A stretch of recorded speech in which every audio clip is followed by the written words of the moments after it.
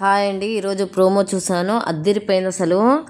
శ్రీజ రావడమే అసలు అందరికి ఒక క్లాస్ వీక్ పడేసింది. అసలు మాధురి గారికి అయితే ఇంకా గట్టిగా వీకింది, మామూలు కాదు అసలు. శ్రీజ సరైంది అసలు.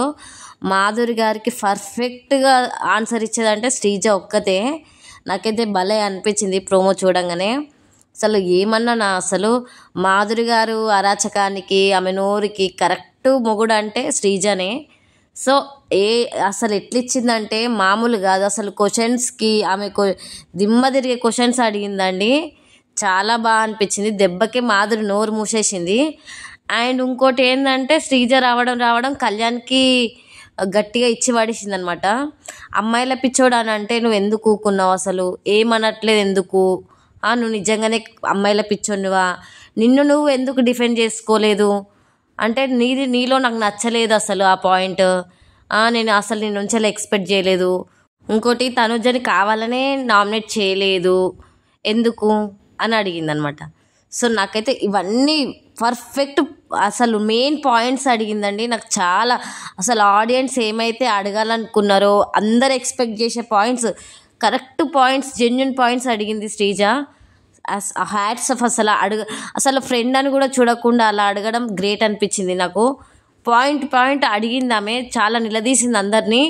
ఇంకోటి రావడంతో అందరి గురించి డిస్కషన్ పెట్టింది. మీరు ఇది అనుకున్నాను, నీ గురించి, తనుజ గురించి, అందరి గురించి అసలు మామూలుగా అడగలేదు. ఎవరు ఎట్లా ఆడుతున్నారని కూడా ఎక్స్ప్లెయిన్ చేసింది అనమాట. ఆమె మనసులో ఉన్న పాయింట్స్ అనేది చెప్పేసింది అనమాట. ఇంకోటి, నువ్వు తనుజకి ఎందుకు వేయలేదు నామినేషన్ అని అడిగినప్పుడు, నన్ను ఆల్రెడీ పాయింట్స్ అనుకున్నా కాబట్టి అందరూ రమ్య చెప్పేసింది కాబట్టి నేను వేయాలంటే, సేఫ్ గేమ్ ఆడుతున్నావా నువ్వు, ఎందుకు సేఫ్ గేమ్ ఆడాలి, నువ్వు ఏదైనా అనుకుంటే నువ్వు అది చెప్పేయాలి కదా అని శ్రీజ గట్టిగా అడిగింది. ఇంకోటి, అమ్మాయిల పిచ్చోడు అన్నప్పుడు నువ్వేం చేసినావు, ఏమనకుండా నోరెందుకు మూసుకున్నావు అనాలే కదా, ఏదో ఒకటి మాట్లాడాలి కదా అని గట్టిగా ఇచ్చి పడేసింది కళ్యాణ్కి. నాకు భలే అనిపించింది అసలు. నిజంగా ఆ రోజు నేను చెప్పాను కదా ఆల్రెడీ, ఆ రోజు ఏమనకుండా సైలెంట్గా నవ్వి వచ్చేసిండు. అసలు ఒక షాక్లో ఉండి ఏమనకుండా వచ్చేసిండు. ఆయనకైనా డిఫెండ్ చేసుకోవాలి కదా, నేను అది కాదు నేను ఇది అని చెప్పాలి కదా, చెప్పుకోవాలి కదా. సో చెప్పుకోవాలన్నప్పుడు నాకు కూడా అదే అనిపించింది. ఇంకోటి, శ్రీజ నుంచి అస్సలు ఎక్స్పెక్ట్ చేయడు కళ్యాణ్ ఇది. శ్రీజ వచ్చి కళ్యాణ్ నామినేషన్ చేస్తాను అస్సలు ఎక్స్పెక్ట్ చేయడు. ఇంకోటి, శ్రీజ చేస్తున్నప్పుడు కూడా కొంచెం స్మైల్ ఇచ్చిండనమాట. ఏదో పాయింట్ ఉంది శ్రీజ, ఏది ఊకేనే చేయదు ఆమె, ఏదైనా పాయింట్ ఉంటేనే మాట్లాడుతుంది శ్రీజ. సో నాకు చేసినప్పుడు కూడా నాకు కూడా అదే అనిపించింది. కరెక్ట్ పాయింట్లు మాట్లాడింది, చాలా బాగా మాట్లాడింది, ఇచ్చి పడేసింది ఒక్కొక్కరికైతే. ఇంకోటి, శ్రీజ మాధురి గారిని టార్గెట్ చేసింది అనమాట. అంటే ఆమె ఇంట్లోకి వచ్చినాక ఎట్లా రుబాబ్ చేసింది ఏంటనేది అన్ని పాయింట్స్ గుర్తుపెట్టుకొని బాగా మాట్లాడింది. అసలు మామూలుగా అసలు ఆమెకు ఒక్కొక్క వార్నింగ్ ఇచ్చినట్టు అనిపించింది నాకు ఒక్కొక్క డైలాగ్ ఇస్తుంటే. సో ఆమె ఎట్లా అయితే ఇతర వ్యక్తులని ఎట్లా అంటే ప్రోవోకింగ్ ఎట్లా చేస్తుందో సేమ్ శ్రీజ కూడా అదే కొంచెం ఎటకారంగా మాట్లాడింది అనమాట. సో నాకు అదైతే కరెక్ట్ అనిపించింది. ఇంకోటి, శ్రీజ ఆమెకి ఇచ్చిందనమాట, ఇంకో నామినేషన్ ఉంటుంది కదా, ఇంకో నామినేషన్ ఆమెకి ఇచ్చిందనమాట. నువ్వు ఎవరిని చేసావు నేను చూడాలని ఉంది, సో నీ పాయింట్ ఏందో నేను వినాలని ఉందని చెప్పి ఆ మాధురి గారికి ఇచ్చేస్తాను అనమాట నామినేషన్ చేయమని. అప్పుడు మాధురి గారు ఎవరిని ఎంచుకుంటారంటే రీతుని ఎంచుకుంటుంది. ఎక్కడ పోయి పర్సనల్ టార్గెట్ చేస్తుందండి రీతుని. పాపం రీతుని అయితే పర్సనల్గా టార్గెట్ చేస్తుంది. చాలా వరస్ట్ బిహేవియరు. ఎందుకంటే అసలు ఎట్లా వెళ్తుంది తెలుసా, మీదికి వెళ్తుంది, ఎలా పడితే అలా మాట్లాడుతుంది. ఆమె నామినేషన్ పాయింట్ ఏంటంటే, నువ్వు డెమోన్ పవన్ ఎంకరేజ్ చేయడానికి వచ్చినావా లేకపోతే బాండింగ్స్ పెట్టుకోవడానికి వచ్చినావా అని పదే అదే పాయింట్ తీసుకొని పర్సనల్గా టార్గెట్ చేస్తున్నట్టు అనిపించింది. ఎందుకంటే ఒక్కసారి కాదు, చాలాసార్లు అదే పాయింట్, బౌజ్ మొత్తం అదే పాయింట్తో ఇదికి 3 times నామినేట్ చేసిరామని. బాండ్స్ డెమోన్ పవన్ అని 2 సార్లు, ఇప్పుడు మళ్ళీ 3వ సారి అనమాట. నాకైతే చాలా వేస్ట్ అనిపిస్తుంది. ఒక్కరు కాదు, అందరు అదే పాయింట్. ఆల్రెడీ వాళ్ళు జెన్యున్గా ఒప్పుకోరు. నా గేమ్కి వచ్చే వరకు నేను జెన్యున్గా ఆడతా, నేను ఎవరికి సపోర్ట్ చేయను, నాకు ఒకవేళ నా గేమ్ కాదు అనుకుంటే డెమోన్కి సపోర్ట్ చేస్తాను క్లియర్గా నాగార్జున గారికి చెప్పేసింది.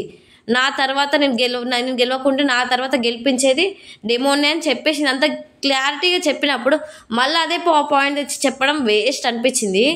సో ఇంకోటి ఏంటంటే, రీతు ఒక్కతే బాండింగ్స్ ఏం పెట్టుకోవట్లేదు. తనుజ పెట్టుకుంటుంది, ఇమాన్యుల్ పెట్టుకుంటుండు, సంజన పెట్టుకుంటుంది.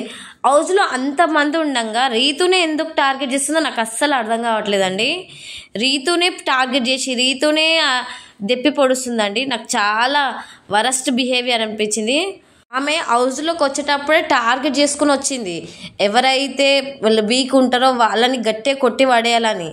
ఫస్ట్ వచ్చినప్పుడు రీతు బిహేవియర్ని రీతు ఆమెను లెక్క చేయనట్టు మాట్లాడింది కదా. సో అది మనసులో పెట్టేసుకొని ఒక చిన్న గొడవని తీసుకొని ఆమె అదే క్యారీ ఫార్వర్డ్ చేసుకుంటూ రీతుని ఎట్లా పడితే అట్లా అంటుంది. మొన్ననేమో తొక్కి పడేస్తా అలా అనడం. నాగార్జున సార్ కూడా అసలు ఏం మాట్లాడలే. అసలు హోస్ట్ అసలు ఏం చేస్తుండో ఆయనకే అర్థమవుతలేదు నిజం చెప్పాలంటే. ఆమె తొక్కి పడేస్తా అన్నప్పుడు నాగార్జున ఏమన్నా పాయింట్ మాట్లాడాలి, అలా అనడం తప్పని. నార్మల్గా అన్నాడు ఏంటంటే, నువ్వు బయట ఎంత తోపైనా సరే నువ్వు మా బయట చూసుకోగాని ఇంట్లో అంటే అసలు నాగార్జున సార్ అసలు గట్టిగా ఏం చెప్పలేదు ఆమెకి, నార్మల్గా చెప్పినట్టు అనిపించింది నాకైతే. ప్రతిసారి రీతుని టార్గెట్ చేసినట్టే అనిపిస్తుంది. అదే నాగార్జున సార్ రీతుని అయితే ఎట్లా పడితే అట్లా అంటాడు. అసలు చిన్నదాన్ని కూడా పెద్ద చేసి చూపిస్తాడు. అదే వైల్డ్ కార్డ్స్ ఎన్ని తప్పులు చేసినా ఎన్ని మిస్టేక్ చేసినా ఎందుకు నిదానంగా చెప్తున్నాడు. వాళ్ళకు కూడా గట్టిగా వార్నింగ్ ఇవ్వాలి కదా. తొక్కి పడేస్తా అనేది ఈడ రౌడీజం చేయడానికి రాలే కదా మాధురి గారు. ఎవరైతే వాయిస్ రేజ్ చేస్తారో వాళ్ళ మీదకి ఆమె గట్టిగా మాట్లాడడం, ఎవరిని పడితే వాళ్ళని తిట్టడం అది కరెక్ట్ కాదు. ఒక్క వీక్ మాత్రమే ఆమె కరెక్ట్ ఉంది. మొన్న కూడా అదే నోరేసుకొని పడిపోయింది అనమాట. అసలు రీతు తన ఇష్టం కదా, తన బడ్జెట్ తను ఎవరికైనా ఇచ్చుకుంటుంది. అదే పాయింట్ తీసుకొచ్చి అదే పాయింట్ మీద ఎలా పడితే అట్లా అనడం, నీకు డైరెక్ట్ నేను నమ్మను అన్నప్పుడు ఈ పాయింట్ గురించి నేను తర్వాత డిస్కస్ చేస్తాను మీకు. సో ఇదైతే నాకు నచ్చలే అండి. వీళ్ళిద్దరు మొన్నటి గేమ్ జరిగింది కదా, ఆ గేమ్ గురించి నేను మీకు స్పష్టంగా రీతుది అండ్ మాధురి గారిది తప్పు ఎవరిదో నేను మీకు ఇంకో వీడియోలో ఎక్స్ప్లెయిన్ చేస్తానండి. సో ఈ వీడియో ఎలా అనిపించింది ఏంటనేది మీకు కామెంట్ చేయండి. ఇంకా శ్రీజ వచ్చినాక గేమ్ అయితే చేంజ్ ఉంటుంది. ఫుల్ ఎంటర్టైన్మెంట్ మాధురికి అయితే ఇచ్చి పడేస్తారు. ప్రతి రౌండ్లో ఇచ్చి పడేస్తారండి, మామూలుగా ఉండదు. ఇకపై నుంచి మాధురిది ఏమి ఉండదని అనిపిస్తుంది. శ్రీజ వచ్చాక గేమ్ ఎలా ఉంటుంది ఏంటి, బిగ్ బాస్ ఎలా ఉంటుంది అనేది చూడాలి. మీకు శ్రీజ ఎంటర్ అయింది కదా, ఏమనిపించింది, ఎలా అనిపించింది అసలు కామెంట్ చేయండి.